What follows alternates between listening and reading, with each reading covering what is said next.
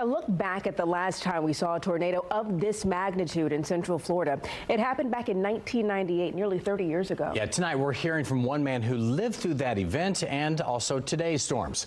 Fox 35's Chancellor Wynn joins us live after hearing that man's story. So, Chancellor, he has some stories to tell.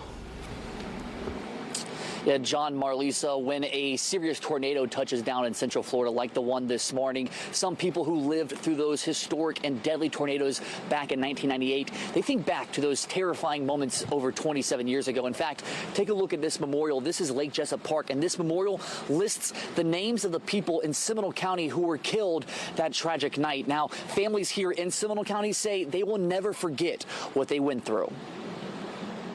I had to get Sean. You know, we're going to be together. It was just after midnight on February 23rd, 1998, when Russ Sibley says he woke up to a tornado heading towards him and his son. I laid right in the doorway with him, his blanket, and me, and by the time I got on the floor, it was over. That's how quick it is. Over 27 years later, tornadoes touched down once again in Central Florida, bringing up stressful emotions for Sibley. If you were to ask my wife, she would say, yeah, he gets up and starts wandering around looking out the windows. So I don't think you'll ever get over it. You know, it's a life changer.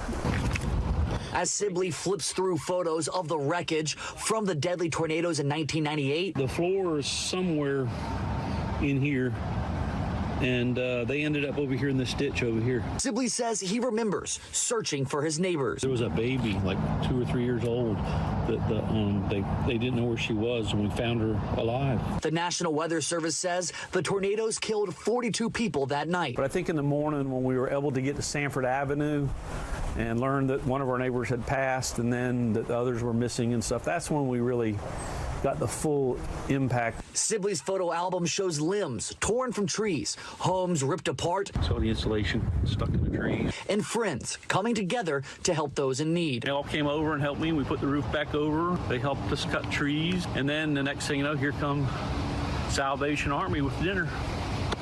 You know, and they fed us for 8 weeks, probably.